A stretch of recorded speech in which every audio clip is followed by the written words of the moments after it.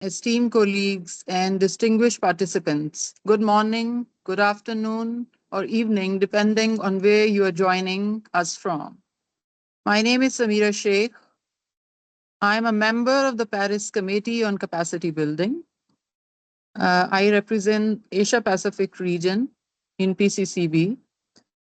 It is my pleasure to welcome you to today's deep dive webinar on de-risking strategies to enhance adaptation finance, hosted by the Paris Committee on Capacity Building. Before we start, we encourage participants to familiarize themselves with the meeting etiquette, which is currently posted in the chat. Please note that by participating in this event, you consent to it being recorded. Thanks to all participants for your interest in attending this event.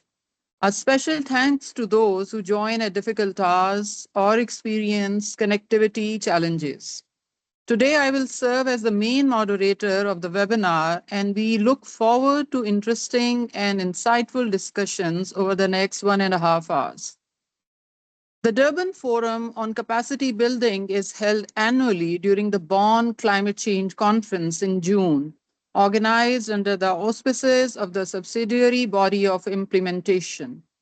It is an invaluable platform where capacity building stakeholders from across the globe converge to deliberate on the most pressing issues in the domain of climate-related capacity building. This year, in line with PCCB's annual focus area, capacity building for addressing gaps in needs related to accessing finance or national adaptation plans, the 13th Durban Forum delved into capacity building for addressing gaps in needs for accessing finance for NAPs. The fruitful outcomes have been well synthesized into a report that you will find in the chat. Among all the themes brought up during the discussions, a key topic was identified as the focus area for today's webinar: de-risking strategies to enhance adaptation finance. As we gather today, we recognize the critical importance of addressing climate risks that disproportionately affect vulnerable communities and economies, especially in developing countries. Access to adaptation finance remains a pressing challenge as uncertainties and risks often hinder the flow of investments necessary to build resilience against the impacts of climate change. Dear participants, the Durban Forum Deep Dive today will be a peer-to-peer learning session with the primary aim of building your capacity and give countries the space to share their experiences and knowledge from real-world country examples of successful de-risking strategies to enhance adaptation finance. We have gathered experts, practitioners, and thought leaders from diverse backgrounds and regions. I encourage you all to engage actively in this discussion, share your insights, and explore how we can collectively strengthen global climate action. On our agenda today, we will have scene-setting presentations, case studies, and question and answer session. Now, please allow me to introduce the speakers of our gathering today. First of all, for our first scene-setting presentation, we have Magdalena Meewal, Project Manager, Disaster Risk Finance and Climate Policy, Munich Climate Insurance Initiative. For the second scene-setting presentation, we have Audrey Cynthia, Climate and Environment Trust Funds Management at African Development Bank. For our first case study, we have Mirza Shaukat Ali, Climate Change Director at the Department of Environment, Ministry of Environment, Forest and Climate Change, Bangladesh. For our second study, we have Mr. Jerome, Chief of the Policy, Research and Development Division of the Climate Change Commission, Philippines. For our third case study, we have Dr. Richard Kayuma, Director of Livestock Production in charge of livestock marketing, agribusiness, and food security in the State Department of Livestock Development, Kenya. So now we start with our first, scene setting presentation. Without wasting our time, any time, I give floor to Magdalena Mirwald for her scene setting presentation entitled Unlocking Investment, De-risking Strategies for Climate Adaptation Finance. Magdalena, over to you. Thank you so much. And thank you everybody for joining and for having me here today. It's my big pleasure to give this first scene setting presentation. Let me share my screen. All right, so we talk about de-risking strategies for climate adaptation finance. If there's any issue with my presentation, just let me know. Since I go first, just to remind us why we are here, although I doubt that anybody in the call needs a reminder of that, we have a massive adaptation finance gap, which is between 2 and over 300 billions per year. And at the moment, we stand at about $60 billion in adaptation finance, and the vast majority of this is borne by the public sector. And then only 2% of this would be from private sector contributions. But there is a big case for adaptation, and businesses should also be concerned about investing more in adaptation to climate change, because over $1 trillion of assets is at risk in this decade, in the next 5 years actually, due to climate impacts. And also there is more and more environmental, social responsibility pressure. Countries need to do something about, businesses need to do something about climate change. So now we have a question: why do countries not invest? Why do businesses not invest as much as they should? So there might be some perceptions that an investment needs to earn money, and with adaptation there might be no revenue to be made, right? So why is this? Adaptation is perceived as very risky because there's lots of uncertainties involved. Often this is innovative approaches, and there's also the complexity of climate impacts, and there's this conception that a lot of public benefits would not gain any revenues. Now, this is also true, right? Adaptation often is for the public good, and is also a need for the public sector to be investing a lot, but 2% is too little. There is a lot of untapped potential from the private sector to also contribute. They will not be bearing the adaptation alone, but they can make a bigger contribution to it. Now, there's also information gaps and asymmetries, right? Lots of the monetary also values of adaptation measures are not monetized, they're not quantified, they're not accounted, and very valuable adaptation strategies like nature-based solutions, we know that there's lots of benefits, but since we don't have real data, numbers, so to say, because private sector runs on numbers, is very difficult to really calculate the return on investment and then make a informed investment decisions. And then from an investment perspective, we also have some complications, which is that a lot of adaptation projects, they would go over a long time span, and the real benefits would only appear in like 10 or 20 years of time. And they have very large upfront costs. So basically, most of the investment will come in the beginning, but then until we see the benefits, it's a long time passing. And it's really hard to make a business case for having such a long wait time until you see some results. And additionally, because we want locally led adaptation, right? But locally led also means that often the ticket size or the project size will be quite small. And a lot of institutional investors would prefer bigger projects because it's less administrative task, etc., etc. So what we hear is that there's lots of risks connected to investing in adaptation. So what are these risks? Because if we say, yes, we need to de-risk, it's better to be more specific. What is the risk that this particular investment is facing, which we have to address with de-risking strategies? Now, this could be a sovereign risk. Sovereign risk is when a national government defaults, so they cannot pay anymore, and then your investment will be lost, right? So this is one risk to consider. Another risk is political risk. So there could be a new election, there could be political uprising, turmoils, problems all along the way, which would mean that the investment is made, the investment would sort of disappear, right? So people couldn't pay back their debt, they wouldn't engage as planned to be. So for political risk, there is already a facility that looks into this, which is the MIGA from the World Bank, the Multilateral Investment Guarantee Agency. And this is one idea to confront this particular kind of risk.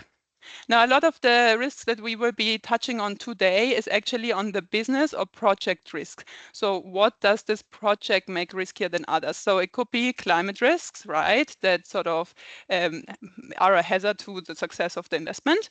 It could be that is a new and innovative technology that doesn't have a pre-tested business case. So it's always riskier to invest in something new than in something that's been tested for a long time. But we know with climate change, we need to be innovative. Often, especially in least developed countries, we don't have the financial records that are necessary for investors to feel confident about their investment. So we have some sort of documentation issue here. It could be that this new adaptation project does not have the best commercial business model. Sometimes it's not really possible because there is no commercial business model, but often there is a potential, but it hasn't just been thought through until the end, let's say. Then, as usual, for investments that span over a long time, we have the risk connected to foreign exchange rates, right? So I invest now based on a certain assumption, but if the exchange rates change, then my investment will be put into risk. But there is also established ways to deal with this, hedging, for example. Additionally, investors also often require, especially if they go into countries or into regions where they have not invested before, which is often least developed countries, they expect a financial cushion against unexpected losses. They're like, well, I don't know what I expect, so I want some extra revenue, so to say, to make up for this insecurity. And this results in a very high, it's called risk premium for adaptation projects. So because it's risky, investors expect a lot of revenue, but then this doesn't work out. So now we gather here today, right, because we principally already know all of this. So what can we do in order to reduce these risks that investors are facing and which are holding them back from investing? So first of all, we can differentiate between perceived and actual risk. So some risk might not even be as big as it seems, but because they don't know yet, because they have not invested in these domains before, they perceive it as very substantial. So if we do knowledge sharing, if we bring investors together, for example, with multilateral development banks, which have been active for a long time in these domains, then the perceived risk might actually be reduced and investors more likely to invest. But the actual risk, we have to manage it, and we either have to reduce it, transfer it, or bear it ourselves. So what can we do?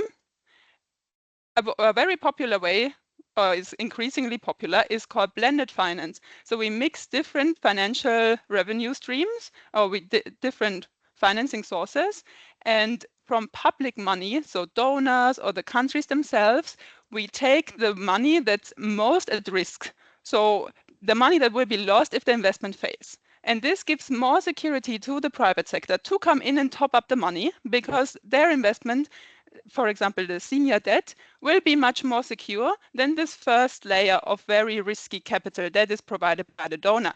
And the aim of all of these different financial instruments is to attract private sector finance where otherwise it wouldn't have gone because it was too risky. Now, this is one way to de-risk. The other way is to transfer the risk to people who are professionally dealing with it, which is insurance and reinsurance companies. We have public-private partnerships where it's all about communicating, trying to understand each other and sharing the tasks according to who can do it best. And I know that later in the case study, we have some colleagues talking about this.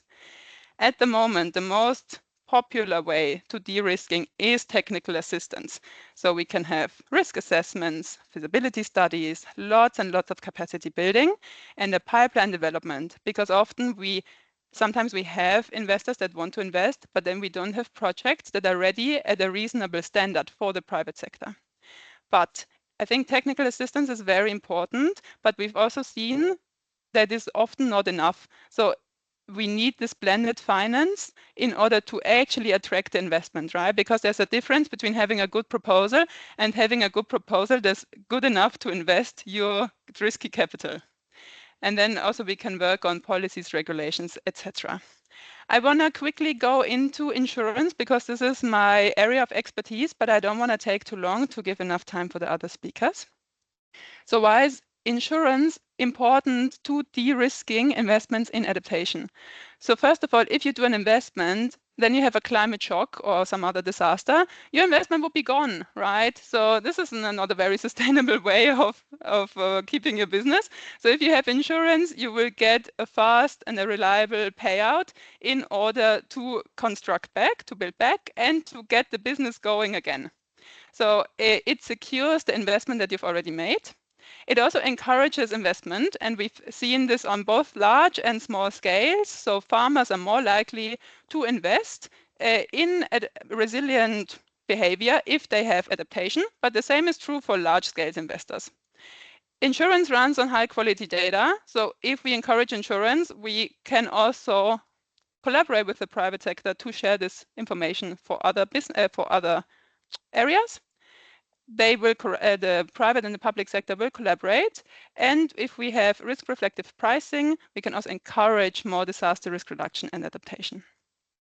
We have done a study for UNDP on insurance in national adaptation plans, and is a big issue. So 80% of countries have some sort of insurance or disaster risk finance element in their national adaptation plans, is most often insurance. And even 30% rate very high on CDRFI integration. So we have seen that countries are very aware that they need insurance, but there's lots of issues in implementing it, right? Most of these are not very specific on the hazard, but they are very specific on the sectors that the countries need this insurance or this disaster risk finance for. Agriculture, by far the most popular sector to have insurance for. Then also business. Some countries also specify that it should be SMEs, small, medium-sized enterprises, and lots of focal on vulnerable populations. Bangladesh is very strong in this, so I'm happy later to see also the case study of the colleague. Their NAP is really very good in all of this. UNDP is also working on guidelines for NAPs, which will also include a section on how can we attract more finance, external finance into CDRFI, climate disaster risk finance and insurance. So these guidelines will come out in the first quarter of 2025, and it's really a hand-holding exercise on how can we really include insurance in the NAPs and then also secure the finance for it. So the insurance costs money, right? But what we want is that the private sector provides this insurance and then basically carries these costs themselves, which would be their contribution to adaptation finance. But there's all of these different problems in the way for the private sector to go and develop these products. I'm not going to go into detail, but what I want to say is that for each adaptation investment, you have to see where is the problem specifically why they don't invest. And then I just have two case studies. I will be very quick. So one is the tripartite agreement by UNDP, the German Ministry for Development, and Insurance Development Forum. This one tackles mostly regulatory issues, right? So often there's regulatory environment in place that's not conducive for the private sector to do investments, including for insurance. And through this tripartite agreement, we tackle this regulatory issue. And the second example that I want to make is a project that we are working on is about developing a microinsurance product for vulnerable populations. And the issue that we've seen is that the product development costs are too high for the private sector to go into because they expect little revenue on this climate insurance. They want to do it because it's a good thing for the region, but they're like, it's not really worth it for us financially. So we provide them with the data, the modeling, a lot of the around work, and then the insurance company in kind contributes the product development with the aim of, in the end, having this adaptation tool in the market. And this is why I'm saying for every intervention, you need to see where's the problem specifically and how can I intervene. I will stop here. You can always email me, be in touch. I would be happy to answer any questions. And with this, over to you, Samira. Thank you, Magdalena, for this insightful presentation. Now, I would like to give the floor to Audrey Cynthia for her scene-setting presentation entitled Innovative Financial Mechanisms, Business Models to Increase Private Sector Climate Finance, De-risking Strategies for Private Sector Engagement. Thank you very much, Samira. Can you hear me well? Yes, yes, I can hear you. Thank you. Thank you. Thank you. So, good morning, everyone. Good afternoon. I am Audrey Cynthia Yamajako. I work for the African Development Bank. I'm a principal climate finance officer, and I work in the climate finance division. So I'm happy to be here today to represent and to present some of the initiatives the African Development Bank is developing. We have many initiatives. Definitely, the African Development Bank is a strong partner advocating for supporting our regional member countries to tackle climate change. And we know that adaptation is the biggest need for African country, especially that the fact that the African continent is the most the region which is the most impacted by climate change. So I don't know if you can see the presentation. Is it already shared? Okay. So thank you very much. I also okay. So we have so you can we can start with the we can go to the second slide. The African Development Bank has is committed to increase the level of climate finance channel to the African region from merely 3% to 10%. The institution is committing its own climate finance to this purpose by committing to invest 25 billion in climate finance by 2025, and almost 50% of it should go to adaptation finance. So we know that there is a strong need to mobilize more climate finance for African region, but also to develop initiatives and business model which can fund adaptation in the continent. So I will share with you a couple of initiatives and also a model we have in the banks. So we can go to to the next slide, please. So the African Development Bank has a climate change action plan. We are the second climate action plan now. So we are committing to improve the access to climate finance for our African region and increase as well the level of climate finance we are channeling by committing to provide 25 billion by 2025. We also have creating a dedicated window which is called Climate Action Windows, which will be 75% adaptation and which will be focusing on least developed countries and countries in transition. So this initiatives has been, I mean, this Windows has been launched this last year, and we have launched a call of proposal for adaptation project this year, which has been oversubscribed. So which is really which show the needs for adaptation project and also climate adaptation finance. We have also built a program, the African Adaptation Acceleration Program, in partnership with this GCA, Global Center on Adaptation. And the African Development Bank is providing half of the 25 billion objective of adaptation finance to this program, and an additional 12.5 billion has to be mobilized. This initiative, this program is advancing well. Is also supporting an adaptation compact, which aim to identify adaptation opportunities and present it to climate finance provider, so we can meet the needs. We can link those projects to potential financer. We have also developed a program. Next slide, please. So we have sorry, yes, okay. So we have also we also work on individual specific problem or issue through initiatives. For example, I'm showcasing some of them through this presentation, which are found very relevant for this topic. So, for example, we think that we need to provide and to support the provision of insurance to de-risk and support farmers, for example, in this case, to face climate event.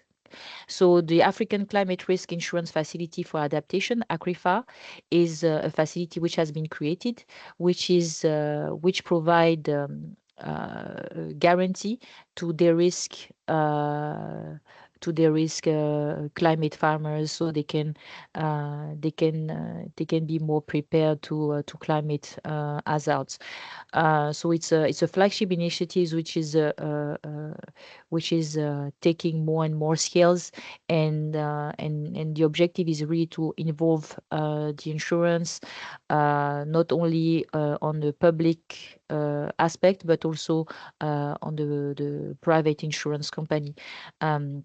To really join this movement to provide and to provide insurance for climate risk.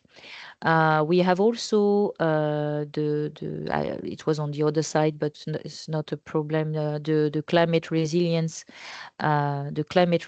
initiatives. So the objective is really to mobilize many partners around climate information early warning system, which is really important to provide information for private sector, so they can build strategy and they can also shape their investment or their project informed by those type of information. This is really critical to adapt to climate change. So this program is a regional program, and it mobilizes GCF, Global Center on Adaptation, partners such as UNDPs and others. So it's also I wanted to highlight this one because early warning system, climate information services are also very critical for adaptation and to inform adaptation strategy for project developer and private sector on the ground. I also want to talk about the adaptation benefits mechanism, which is a very innovative instrument. I will say a financial instrument. We wanted to cover an important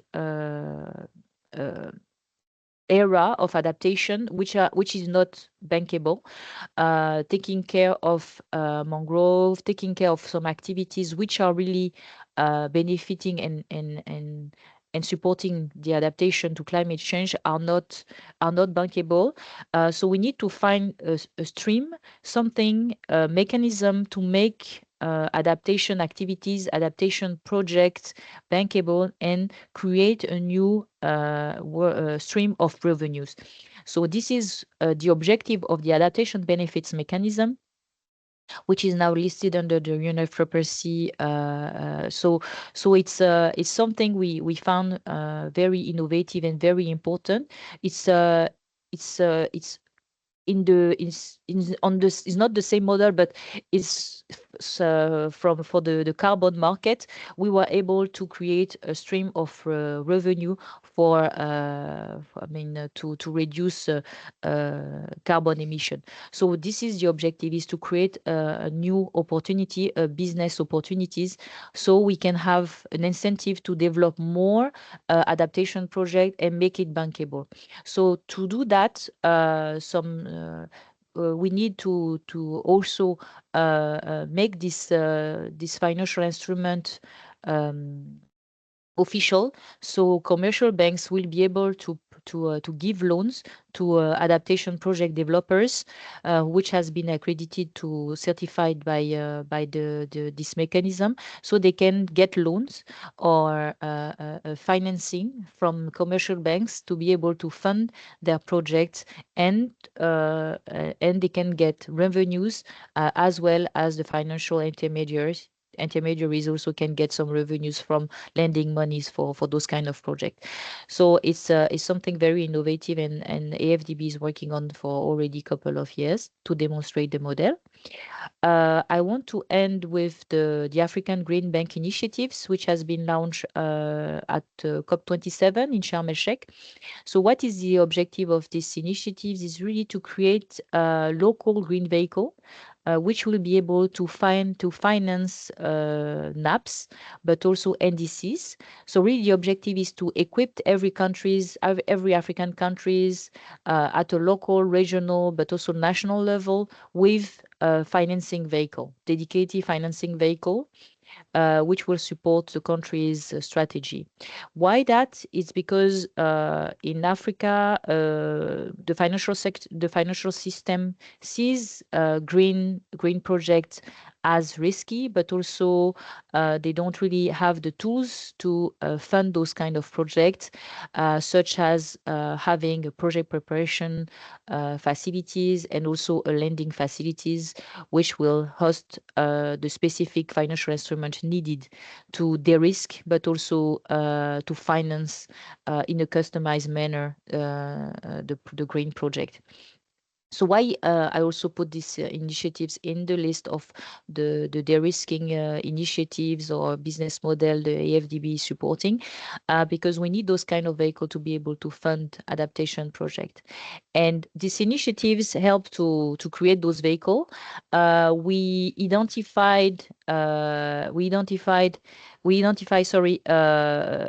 pipeline of projects. So we make sure that adaptation projects are well mainstream in those pipeline of projects. And we are also, through that, those vehicles, we create incentives for local project developer to develop or to mainstream adaptation component in their project. So it's really creating an incentive for local project developer and private sector to come with more projects, green projects, climate adaptation projects, and will have the capacity to find financing for those projects. It's also an important vehicle to de-risk green project, and so allow other sponsor, other private sector investor to come up and also provide financing to invest in green project, because those vehicles will have the capacity to de-risk and also provide concessional fundings for those projects, which will reduce the risk of those projects and increase the appetite for local investor. Those type of vehicle will have the capacity to mobilize resources from domestic on the domestic market, but also externally. We see more and more green bonds insurance, but also other green links financial products, and those kind of financial products has the capacity to mobilize private sector fundings. So those are so you will see in the presentation after you have all the slides where some of the initiatives are more developed. I just want to give you this short overlook of some of innovative initiatives for adaptation in the FDB, and I will be happy to answer if you have any question. Thank you very much. Thank you very much, Audrey Cynthia, for this, informative presentation. Now let's get into the case studies. I now invite Mr. Mirza Shaukat Ali, who will share experiences of private sector in Bangladesh SNAP. Mr. Mirza will talk about how Bangladesh has integrated private sector engagement into its SNAP implementation, share examples of public-private partnerships, talk about trends in private adaptation finance, and how to engage and collaborate with partners like Asian Development Bank and Bangladesh Climate and Development Platform on engaging the private sector. And lastly, how Bangladesh is leveraging financial instruments to unlock future adaptation investments. Over to Mr. Mirza.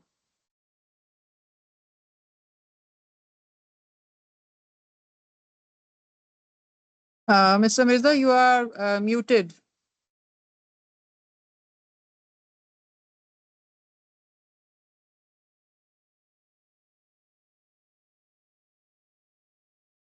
Mr. Mirza, can you hear us? Can you hear me?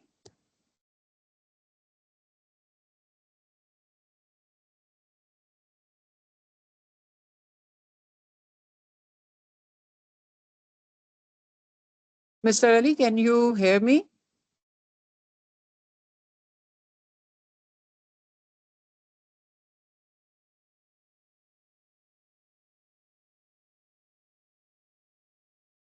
We can move to the next case study and then come back to Mr. Mirza. Maybe he has some, connectivity issue.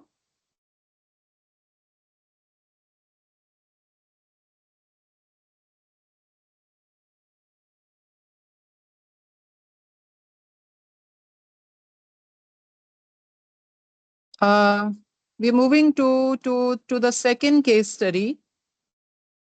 Let's please welcome Mr. Jerome, who will share Philippines' experience on risk sharing and capital unlocking, mobilizing capital markets for sustainable development. In his intervention, Mr. Jerome will talk about how the Philippines is using risk sharing to unlock adaptation finance and how the outcomes from the eco business event support sustainable development finance. Mr. Jerome? Yes, thank you so much. So, good morning, good afternoon, good evening to everyone. I hope I am being heard clearly. Can kindly Yes, confirm? yes, you're being heard. Yes, yes. Yes. Thank you so much. So, on behalf of the Climate Change Commission Philippines, we are very much honored to be part of this conversation. And then April, who is my colleague, will be sharing the slides. This is just a brief presentation because we're devoting more time for the subsequent question and answer. So, April, let's begin. Let's share the slides.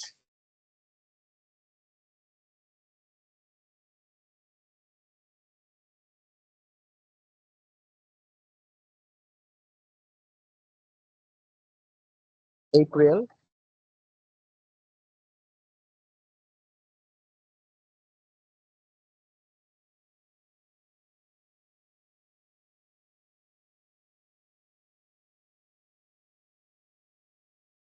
So, colleagues, while waiting for April to share the slides, allow me to share some preliminary views regarding the presentation.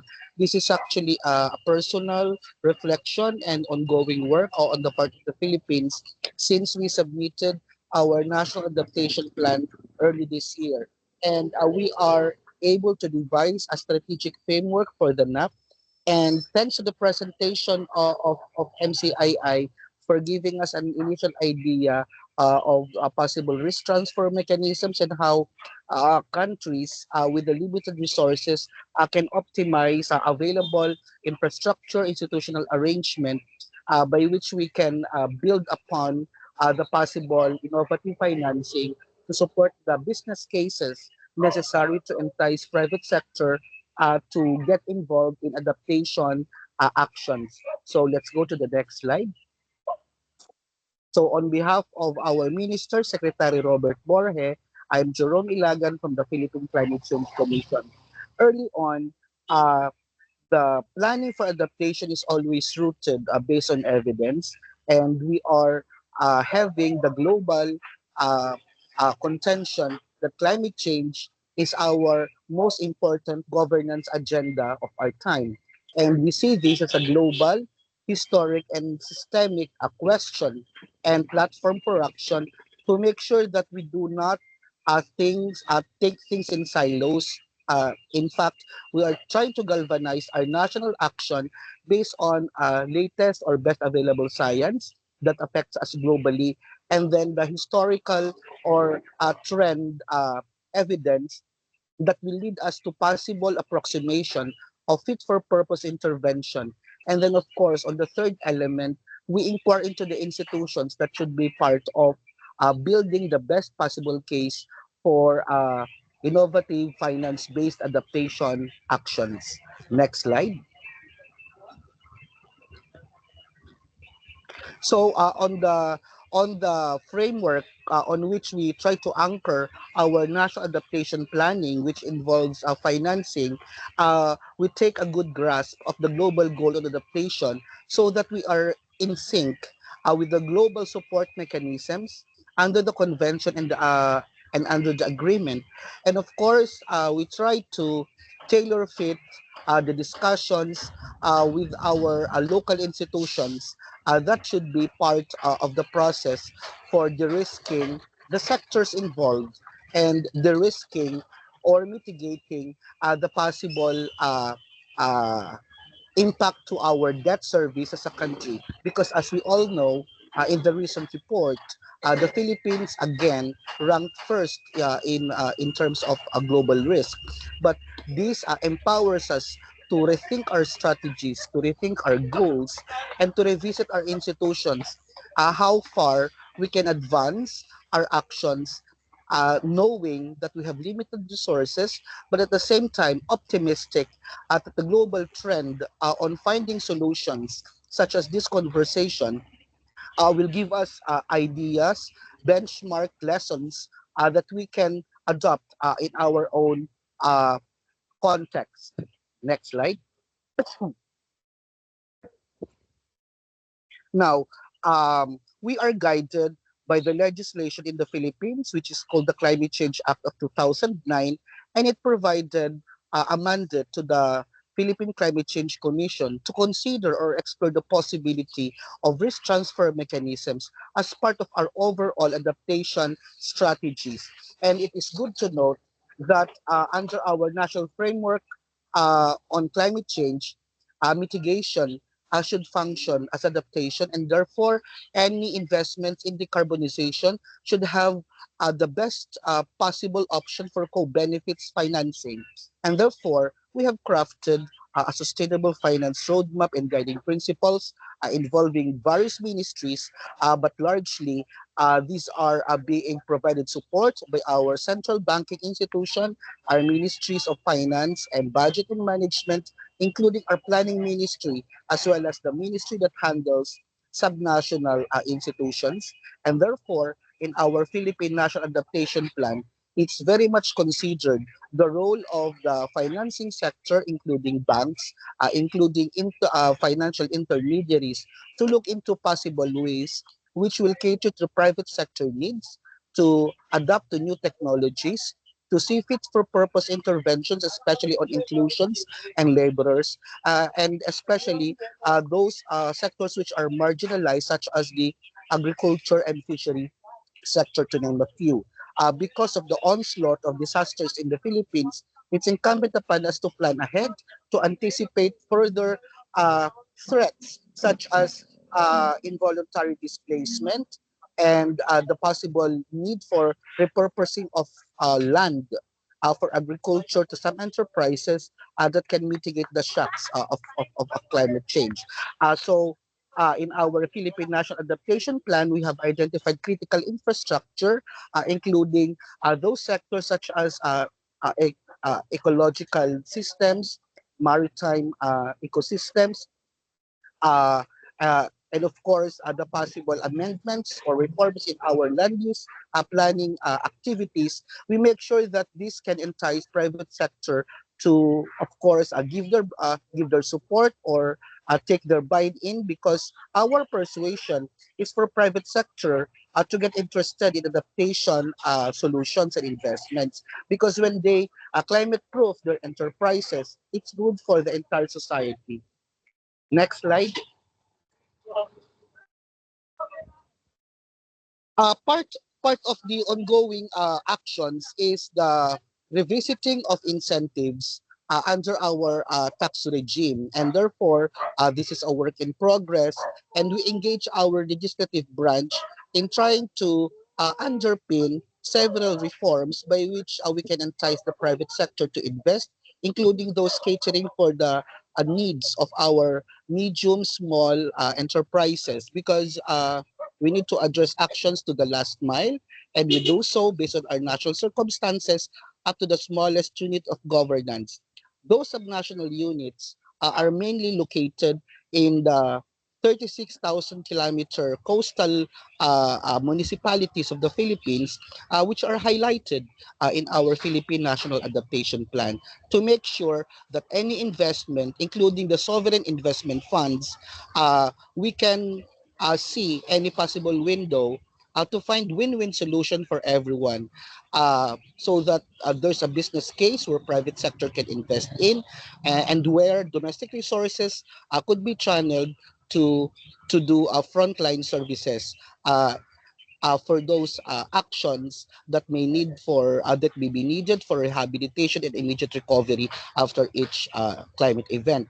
But our goal is not to be reactionary but proactive in nature, so that this process under the NAP would require intensive planning, including experts on the ground, and we're using the academia to understand the specific complexion of the kind of financing that will be suited, that may also be supported by our subnational leaders. Next slide, please.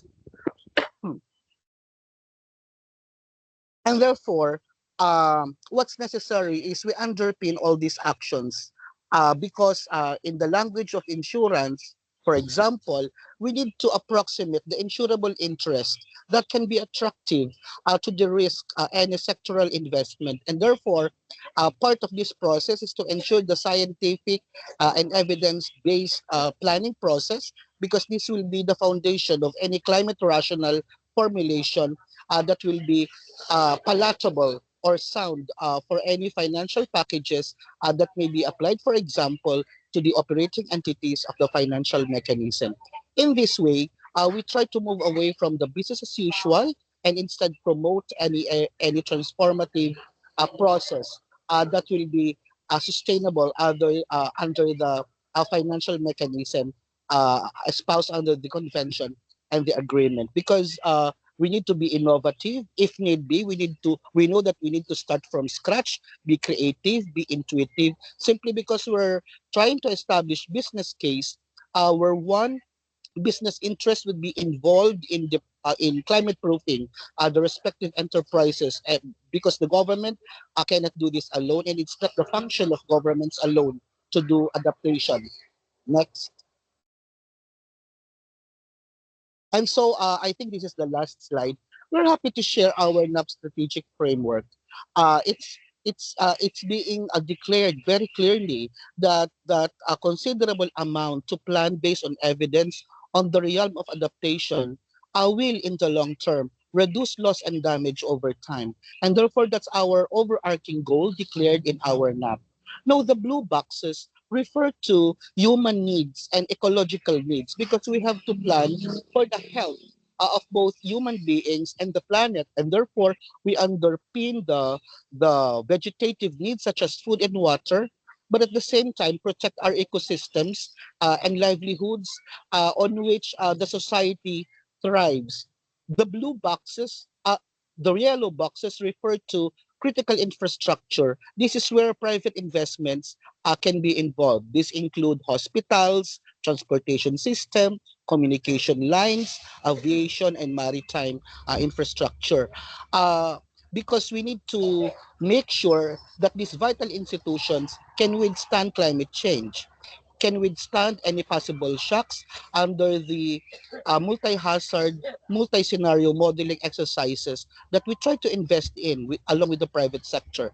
Now, the red boxes pertain to enabling conditions, and these are called cross-cutting outcomes. These include research and development, technology development and transfer, social inclusion for women, indigenous peoples, and differently abled citizens.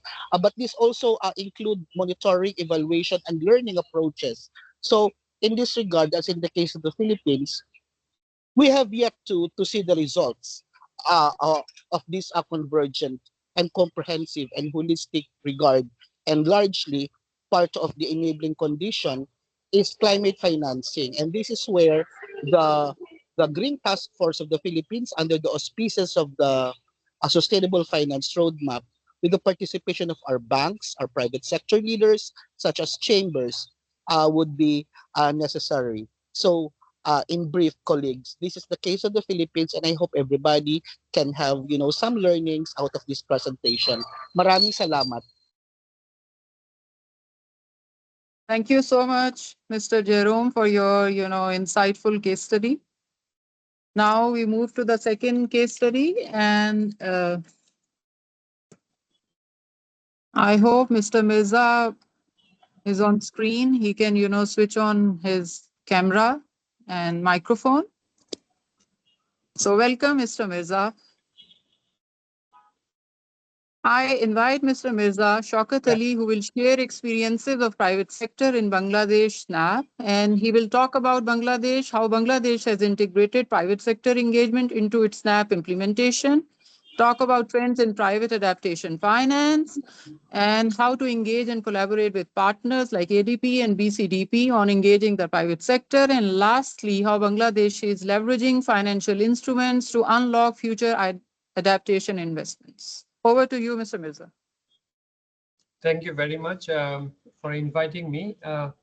Sorry for the inconvenience as I could not share my screen at that time. So as you have mentioned, I shall try to share our experience on NAP implementation, especially on financing and public sector financing, as well as opportunities for private sector investment. So my presentation, as it will flow, like NAP and private sector engagement in NAP, national climate finance, we have national financing mechanism. So I shall try to share, and then additional climate finance that we actually are providing from our national budget, from our annual development program, support by the development partners. We have tried to come up with some innovative ideas, and we have already signed, not signed, we have already finalized our adoption pact between Bangladesh and France. And we have already signed a Bangladesh Climate Development Partnership with local development partners, which was actually steered by Asian Development Bank. And we have Global Center on Adaptation. Under their initiative, actually, we are implementing locally led adaptation activities in some of our coastal areas. So I shall share those experiences. So Bangladesh actually prepared and submitted a NAP to the UNFCCC in October 2023. And like other countries, our main objective of NAP was to reduce the vulnerability to the impacts of climate change, and by building adaptive capacity and resilience.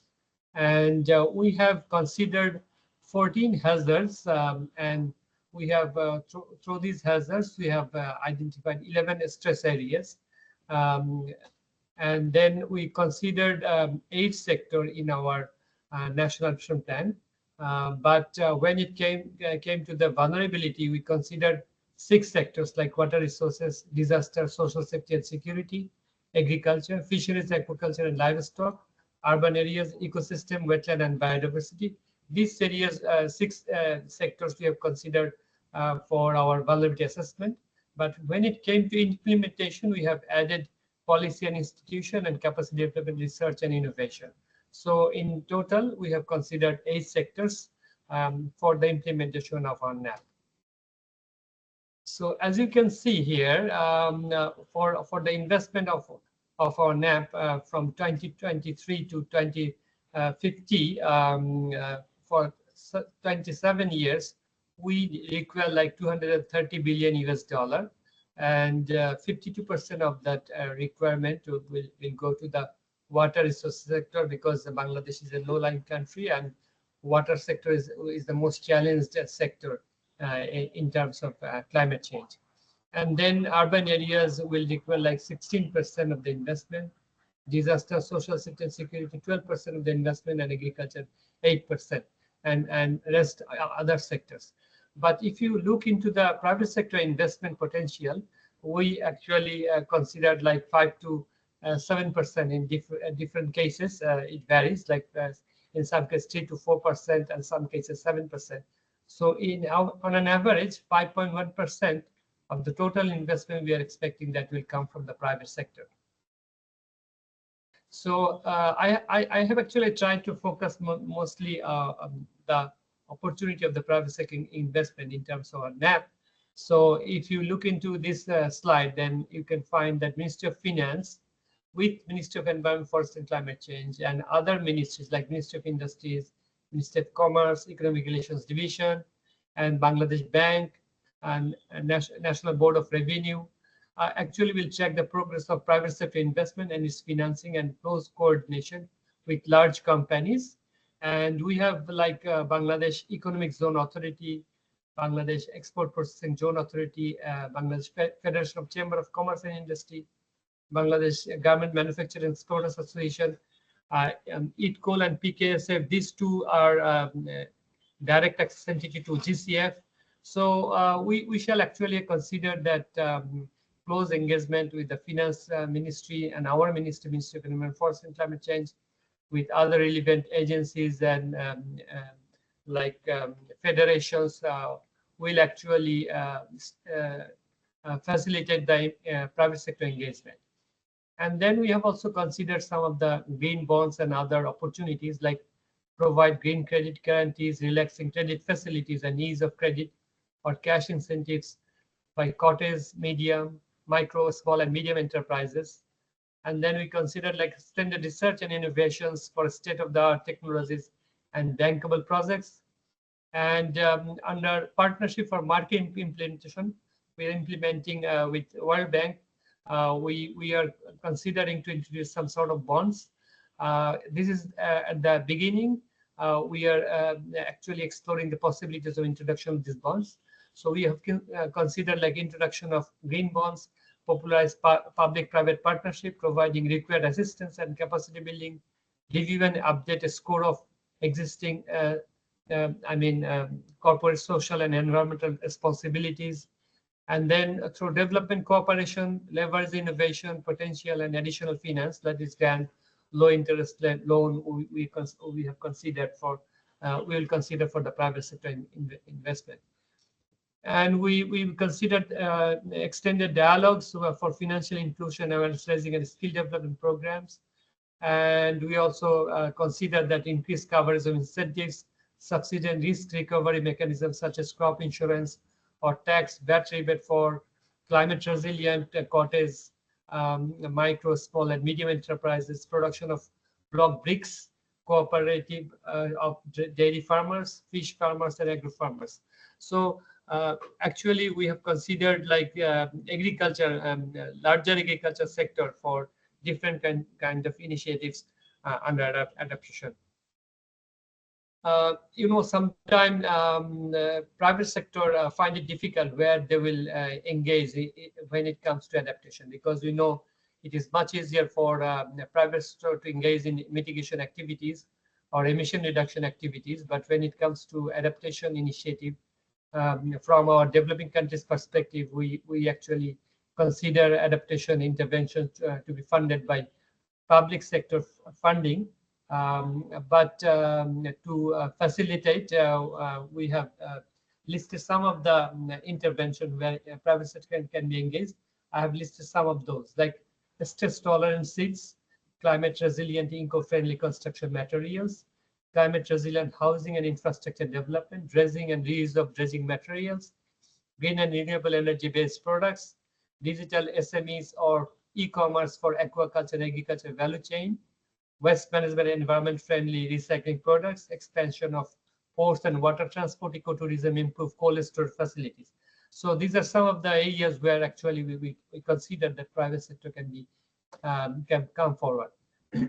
Mr. Mirza, apologies for interrupting you. Your slides are not moving forward. Shall we maybe try to share them from our side? So we are oh, now they are actually. Yeah, I think if I go to the presentation mode, then it sometimes create clears Okay. problem. Thank you very I much. think, yeah, we can go to the next one. As I mentioned that these are institutional arrangement, we have considered that our Prime Minister's office will oversee the implementation of a NAP and NDCs. And actually, we haven't separated the implementation arrangement. We have considered that both NAP and NDC will be looked after by the Prime Minister's office, at least annually.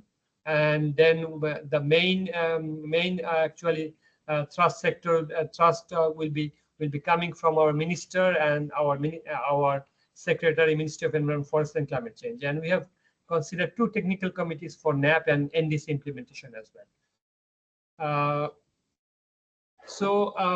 We have assessed our climate finance needs. As I mentioned already, that $230 billion will be required for our NAP implementation for the next 27 years, which comes to about $8.5 billion per year. On the other hand, we have also estimated our NDC requirement. So it stood like $175 billion for our updated NDC. And if we consider our unconditional contribution part, so it stood about like only $33 billion. So $142 billion will be required from for conditional contribution. So a lot of resources will be required to implement the NAP and our NDC. And we have chalked out where could be the potential sources for implementing these national documents. Like we have some domestic resources, so we have considered Bangladesh Climate Change Trust Fund. We have a dedicated trust fund, so we are expecting that trust fund will provide some resources. We have annual development programs, so we have tried to integrate some of the interventions with the annual development program, and as well we consider private sector investment. So these will come from the domestic resources. From UNFCCC, we know the usual windows from those areas which will try to leverage some resources. Other sources will be bilateral, multilateral development partners. And as I have mentioned, we actually under Article 6 implementation mechanism, we are working with World Bank, and we are expecting to evaluate the potential of like introducing some green bonds, debt swap, payment for ecosystem services, risk transfer mechanism. We're expecting to have extensive discussion with all the stakeholders, and hopefully we'll come up with some sort of bonds and some of the innovative mechanism in the future. As I already mentioned, we have some national financial mechanism. So we have received $490 million from 2009 to 2010, and we have implemented 856 projects with those funding. And main focus was adaptation, but we have also implemented some of the mitigation projects as well. So I don't want to discuss these here. I will skip. But I want to mention that we have access some resources from GCF, LDCF, Adaptation Fund, and Global Environment Facility. So summary of those are presented here. In total, we have access only $237 million as grant from GCF, LDCF, Adaptation Fund, and GEF over the last 7-8 years. And we have got a loan for one textile sector project, which we have got concessional loan for private sector investment, and we have some co-financing. So in total, it stands about like our co-financing stands about $759 million. So additional finance, I mentioned that we have quite a good number of support we received from annual development program for specifically so water resources, because water resources is the challenging sector for Bangladesh. So we have come up with climate fiscal framework and to make climate inclusive public finance management system.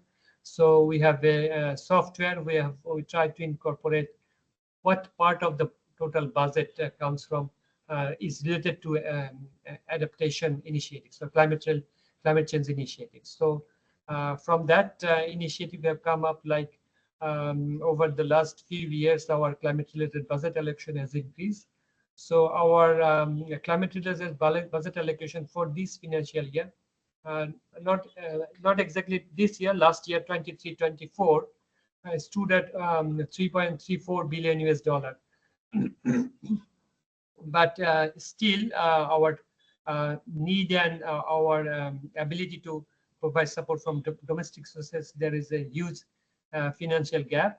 So we would require a lot of resources, not from the international, not necessarily from the international process as well, but maybe from private sector and other like carbon shedding or Article 6 mechanisms in the future. We have some, as I mentioned in my outline, that we have already working with some development partners to come up with some innovative funding mechanisms so that we can implement our NAP, NDC, and other national documents. So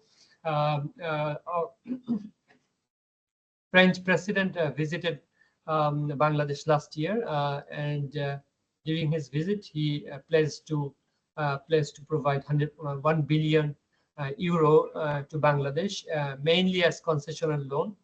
And we are working with AFD to chalk out the activities. So we expect that part of it will be also be implemented or supported for the private sector. And through this initiative, a platform will be prepared where actually private sector can also be engaged. So there are two. Mr. Mirza, sorry for interrupting you, but we are, pressed with time, so you can wrap up the presentation. Yeah. Thank you. I am almost at the end of my presentation. So we are expecting that private sector will also be engaged in that initiative, and we have Bangladesh Climate Development Partnership. We have mobilized from some resources, like Asian Development Bank is going to provide 1.3 billion US dollar over the next 4 or 5 years, and they, along with other development partners, have developed Bangladesh Climate Change Development Partnership. So we are working together, and with the support of Asian Development, we are trying to develop a NAP implementation roadmap. And I'm skipping some of the slides. And this is my last slide. We are actually working with Global Center on Adaptation. This is part of the global center, which is actually stationed in Netherlands, and our regional center is established here. So they are working with our ministry to implement locally led adaptation at the coastal areas, and where we are actually trying to engage with communities at the same time with private sector to implement some of the interventions. So thank you very much for giving me the opportunity to share my country studies. Thank you. Thank you, Mr. Mirza, for your case study. Now we are moving towards the third case study, which is the last one. Please join me in welcoming Dr. Richard Kiuma, who will share his experiences on Kenya's livestock insurance. Dr. Richard will talk about how Kenya has conceptualized its livestock insurance, the challenges faced in conceptualization and implementation phases of the livestock insurance, and how he's collaborating with partners. Over to you, Dr. Kiuma. Thank you very much for the opportunity. Good afternoon, good morning, good evening, everyone. Thank you for the opportunity. Unfortunately, I'm trying to share my slide. I'm not getting a breakthrough. Nevertheless, I'll still proceed. I'm sharing the experience of a program called the Kenya Livestock Insurance Program, which is a product of research piloting and upscaling of the index-based livestock concept, which was designed to primarily be an intervention for drought mitigation. You realize Kenya has been experiencing high intensity and frequency of droughts as a consequence of climate impacts. And as a result, the livestock sector has suffered enormous losses over the years. So the government, due to this persistent challenge, the government came up with the idea of trying to protect the pastoral livestock keeping systems using insurance. So this is now the concept or the experience I'm going to share. And through sharing it, I'll take you through how the country has conceptualized the livestock insurance and how we are collaborating with our partners. And finally, what are the challenges we have been encountering and how we have been surmounting. So now, the Kenya Livestock Insurance Program is premised on the index-based livestock insurance concept, and this concept aims at monitoring or tracking the behavior of drought, and in the process designing an insurance concept, a parametric insurance product, which tracks the severity and spread of drought, and it gives an optimal point at which the insurance is supposed to intervene, and at that point, when the severity gets beyond the capacity of the local communities to cope, that's the time the insurance cover is invoked, and the local people are compensated in order to take care of the animals so that they don't lose them. So this concept, this insurance product or program, the Kenya Livestock Insurance Program, which we abbreviate as CLIP, is a public-private partnership between the government of Kenya through the State Department for Livestock, the World Bank and the International Livestock Research Institute have been supporting the Kenyan government through provision of technical support, and the private sector, the private insurance companies have been providing the insurance cover, and the insured are the animals which are kept by the pastoral communities of Kenya.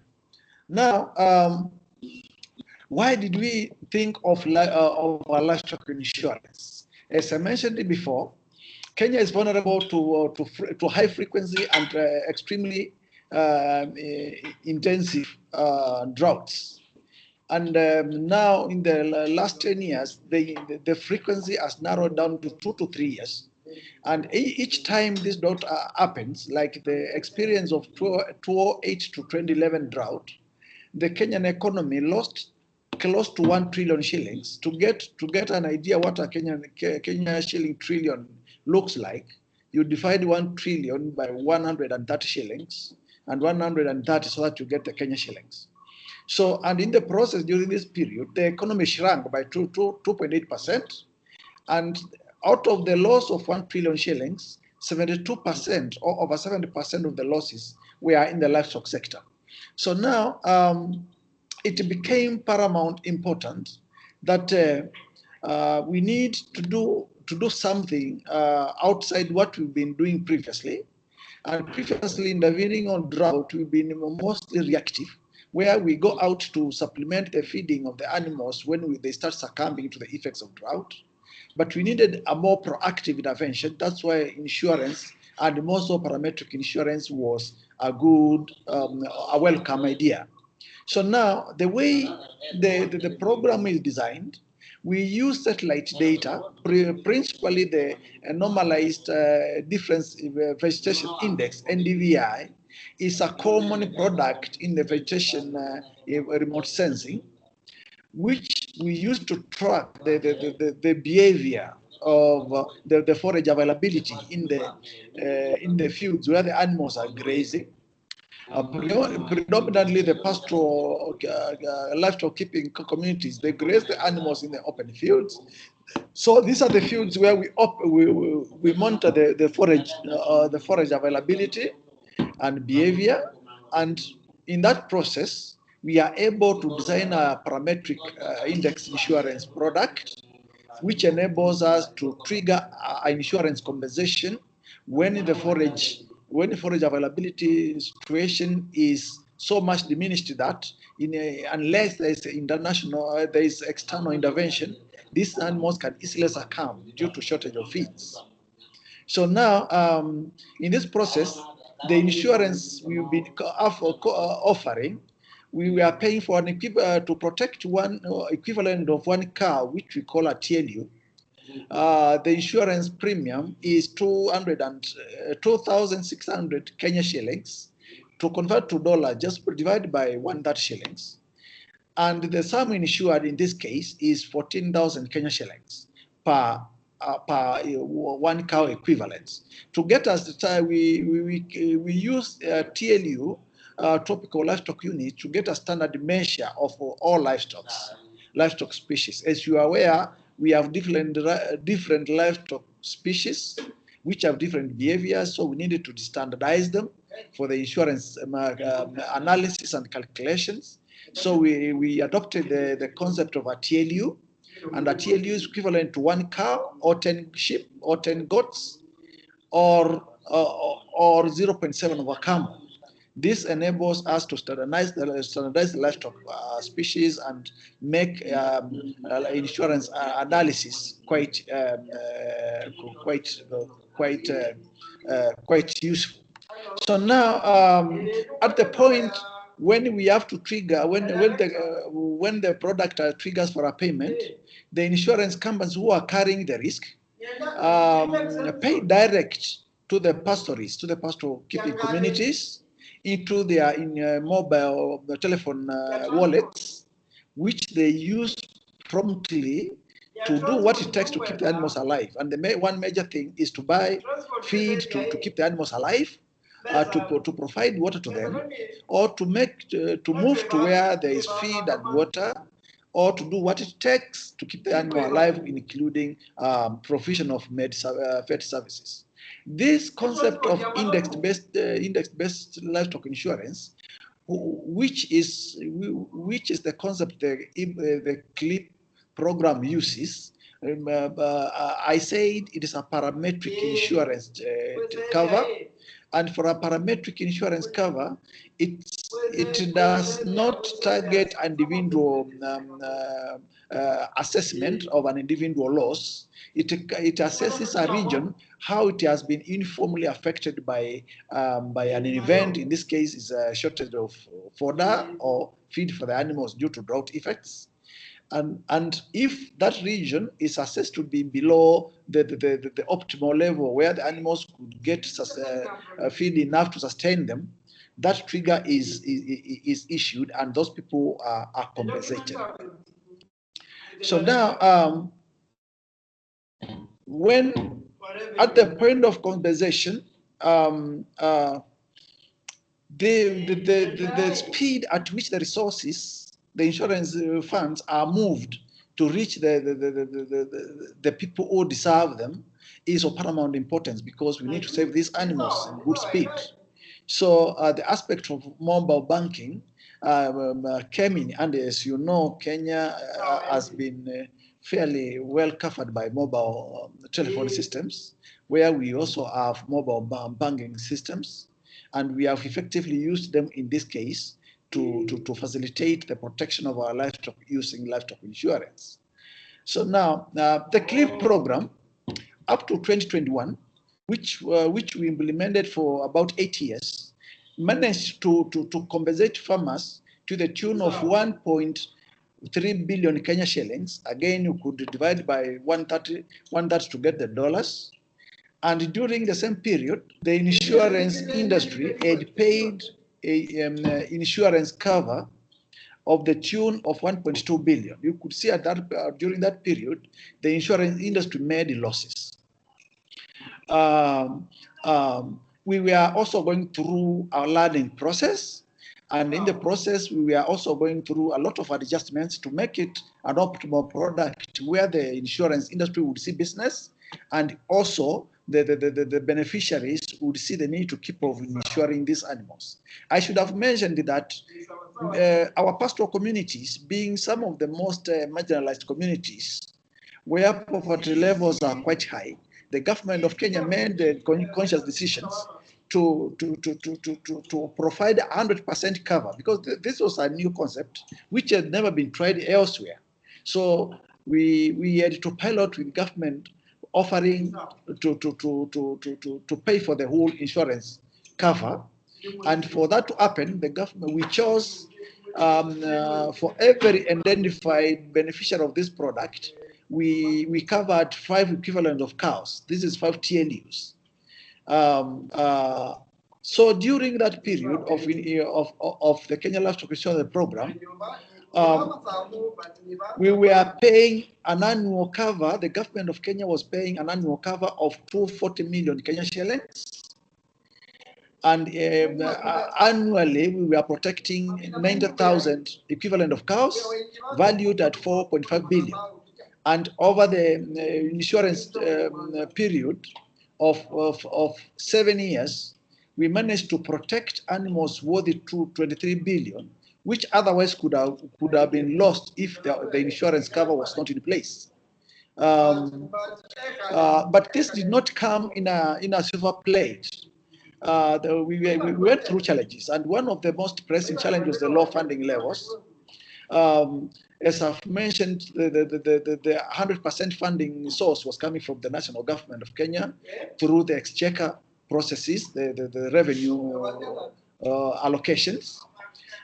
2, this is a new concept. We say Kenya was the guinea pig initially. It was a new idea, even to the insurance industry. So the approach to it was a bit cautious. So there was low levels of awareness creation and capacity building. Also, insurance is premised, all insurance products are premised, or they are based on data analysis. Data availability analysis management was a challenge initially. It continues to be a challenge today, but we are growing as we come to better terms with it. Initially, we had a small number of insurance beneficiaries because they were all covered by government. Government could not cover everybody, so we sampled a few in each of the regions. So, due to the small number of the covered population, the industry was not seeing good prospects for the product going forward. Another one is accessibility and affordability challenges.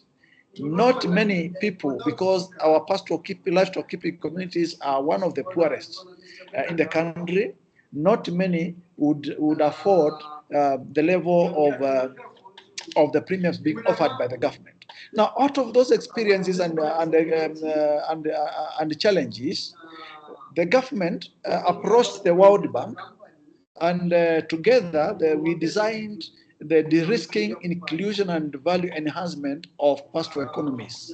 We abbreviate it as DRIVE project.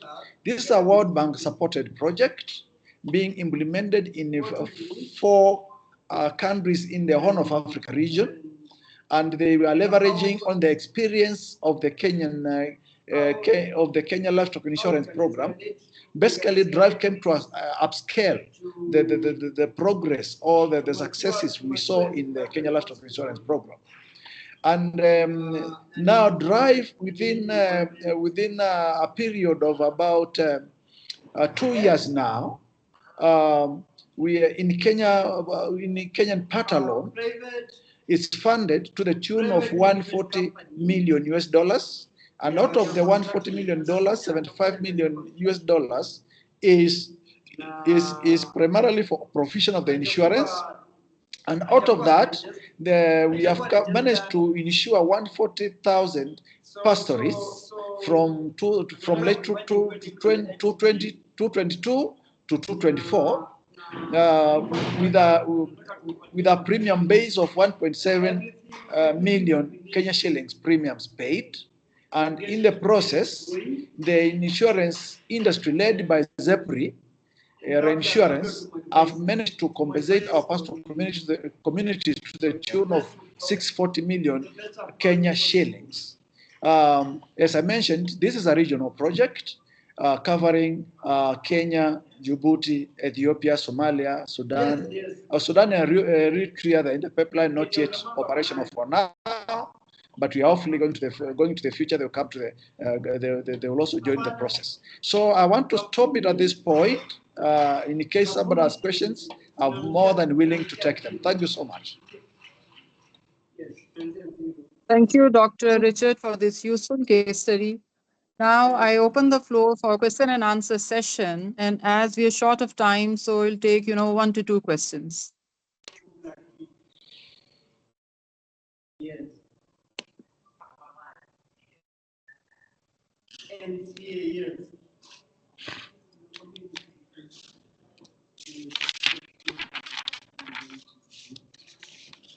Yes. I allow access to government procurement.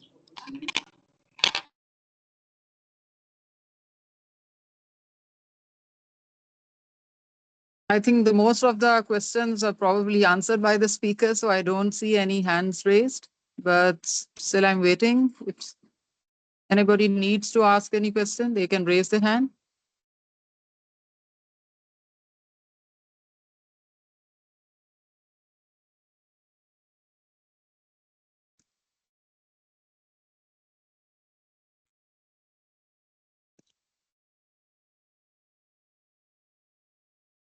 Now I invite Mr. Mirza Shaukat Ali.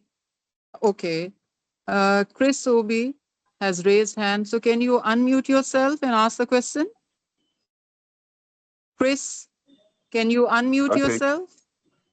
Okay, good afternoon, everyone, and good morning and good evening. I wanted to find out, wonderful presentation by the panelists. I wanted to find out what is the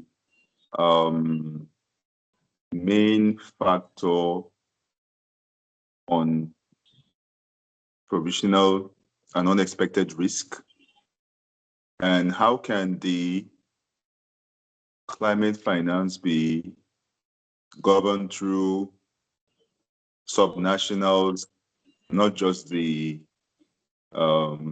main government, central government? How can this finance be distributed or decentralized to affect hard to reach people, to affect local council, to also have a very good distribution? Because most of the activities going on, especially in Africa, there's a high risk of farmer herders clashes, which prevents a lot of business from happening. How can there be a little bit of a development strategy that this effect and these risk factors could be curbed to a minimum level, so that those hard to reach areas should be developed, and also assess finances to settle or mitigate the crisis and perceived risks? Thank you very much.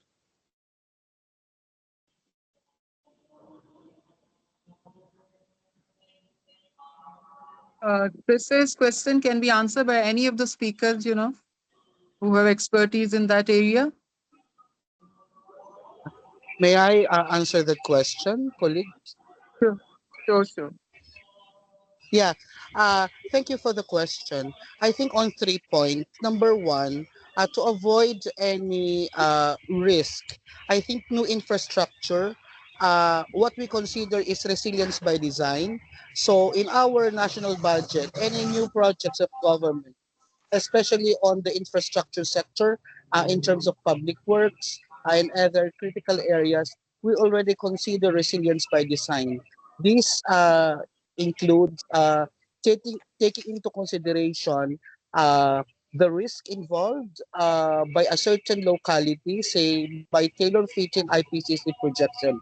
This we know already how much adjustments in the design of buildings should be done, in the design of roads and bridges, for example. So that's one way to ensure that we attend to preventive measure than curative measure, which is most expensive later on.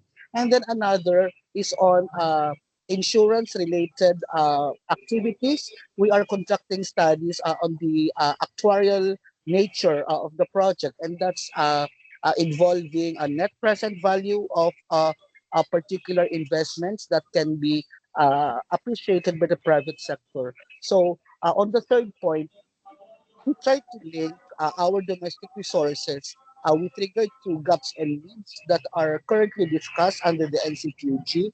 This will involve fresh investments that may come from banks or private sector to do the first two. This is a work in progress, and we shall be happy to report or give feedback or share our lessons learned here in due course. Thank you so much. Thank you, Jerome, for your answer. And if there is no other question, we move to the closing remarks. I invite Mr. Mirza Shaukat Ali.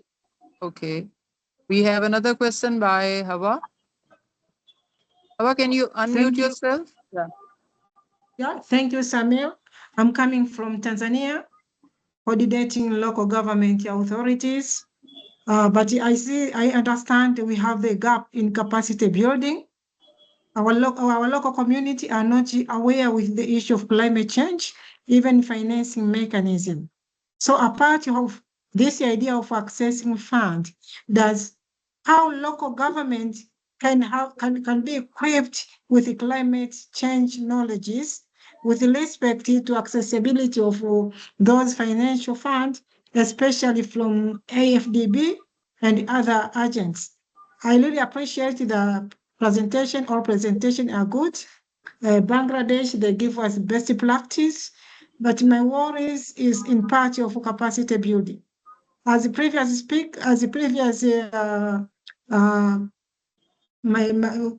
presenter from Kenya show how local community are affected with the climate change. But we had a big gap in capacity building and the knowledge exchange program. And we are going to the COP29 this year. What is the stand of capacity building hub to ensure that local community are well engaged and capacitated financial and technical in issue of climate change? Over to you. Thank you. So any of the, our esteemed speakers, they can answer the question if it relates to their area of, expertise.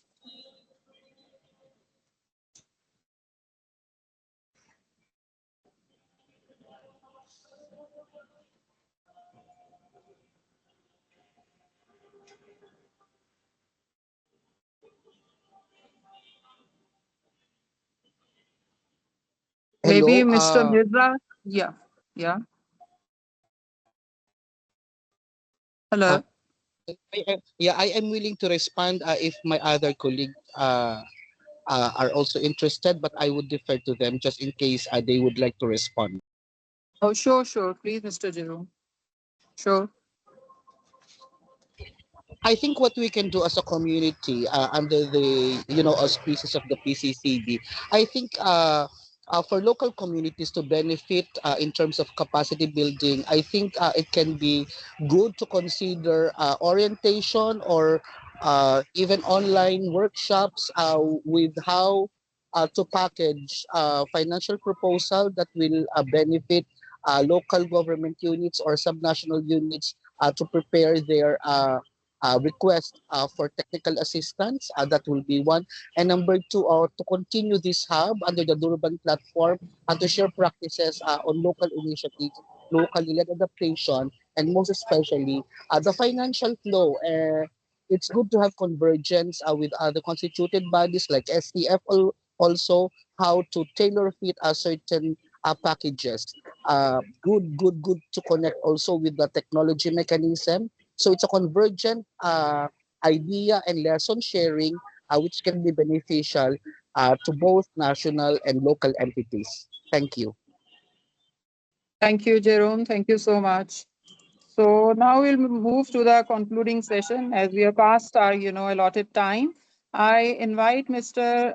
Shaukat Mirza, also a member of the Adaptation Committee, for the brief closing remarks. Mr. Mirza, over to you. Thank you very much, ladies and gentlemen, esteemed colleagues. As we conclude today's informative webinar, I would like to extend my heartfelt gratitude to all our speakers for their thoughtful presentation and valuable insights. So I will not particularly name any of the colleagues due to time constraint. I would also like to express my gratitude to the Paris Committee on Capacity Building and the Adaptation Committee for facilitating these essential exchanges. A special thank goes to the UNFCCC Secretariat for their support in making this event possible. Your behind-the-scene work is crucial for success of events like these, and we are grateful for your dedicated support. I am delighted to see that we have about 70 participants. Now it has come down to 54, which shows that their growing interest on this topic. Finally, I'd like to remind everyone that the findings from today's webinar will be presented at the 6th Capacity Building Hub during COP29. This ongoing conversation around finance for national adaptation plans will continue there, and we look forward to your active participation. Thank you once again for your participation. I wish you all the best in your ongoing efforts to mobilize adaptation finance and enhance climate resilience worldwide. Thank you all. Thank you, Mr. Mirza. Thank you for your remarks. Before we conclude, I extend my warm thanks to our speakers, the Adaptation Committee, and the dedicated team behind the scenes who have worked tirelessly to make this event a success. Your expertise and dedication have been invaluable. In closing, let us carry the lessons learned here today into our work and communities, knowing that the actions we take today can have a profound impact on the future of our planet. Thank you all for your participation, and I look forward to our continued collaboration in the pursuit of a more resilient and sustainable world. Goodbye. Thank you. Thank you. Thank you. Bye-bye. Bye. Thank you. Bye-bye. Bye. Thank you. Bye-bye.